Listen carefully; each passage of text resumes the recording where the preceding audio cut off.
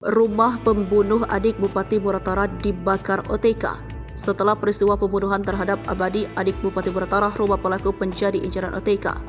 Rumah yang dihuni keluarga pelaku dibakar. Pasca rumah pembunuh adik Bupati Muratara dibakar paksa, keberadaan pelaku kini tidak diketahui. Kapolres Muratara AKBP Koko Arianto Wardani juga langsung turun ke TKP, tepatnya di Desa Belani, Kecamatan Rawas Ilir, Kabupaten Muratara. Tepatnya di malam peristiwa berdarah itu terjadi pada Selasa 5 September 2023 malam.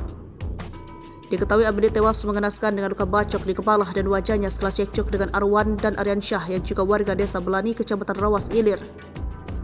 Pasca insiden tersebut, suasana Desa Belani sempat memanas.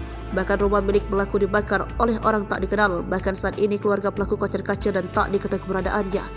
Kapolres Muratara AKBP Koko Arianto Wardani menyampaikan untuk motif penganiayaan yang menewaskan korban masih diselidiki dan ada beberapa saksi yang masih dilakukan pemeriksaan.